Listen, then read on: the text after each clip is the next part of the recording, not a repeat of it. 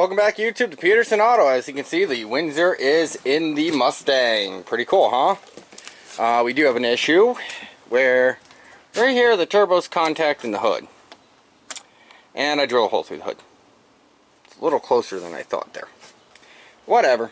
We'll figure that out. I can fill the hole, or I'm thinking of options. I may space the back up and give a little more cowl to it. I've done that a couple times in these things. But it's a front issue, so I don't know how much that's going to actually help. So I'm not sure. I don't know, we'll figure it out. I got two fans to mount in here. Power steering pump's on, the pulley's on, so that's all good there. Rerouted the hoses around the sway bar a little bit and to clear the exhaust pipe down there. So we should be good on that. I have oil hoses to run still. And the remote oil filter mount. Have to switch out the throttle and clutch cable. Wow, brain farted on that one. Move some of the plug wires away from stuff. Got a catch can to install, radiator overflow tank to install, battery to put in, full exhaust for the turbo. Full exhaust needs done. The intake, well, might have to work on that.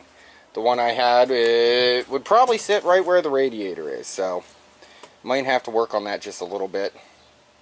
We'll see. May even wind up turning the turbo around. I have not decided yet. I have to think about that, because that would put my exhaust out right here if I turned it around. I really just have to rework the intake plumbing, but I just use something off the DT360 anyway. So if I turn the turbo around, that could work. We'll have to find out. Big old question mark there on that one. And that would maybe make me not have to clearance my hood as much. I don't know. All depends, because that hot side would still be in about the same spot. So, let's look into that one. Also, this hose needs a 45 off of it. Again, no big deal right now, but that's another little thing. Tons and tons of little things that need done. But the engine is in. It's looking good.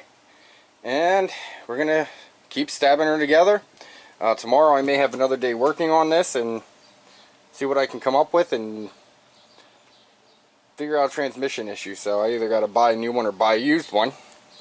Because it's going to cost more money than a used one to make mine work right, unfortunately. I was hoping to have that 4-cylinder first gear, but looks like that's not going to happen.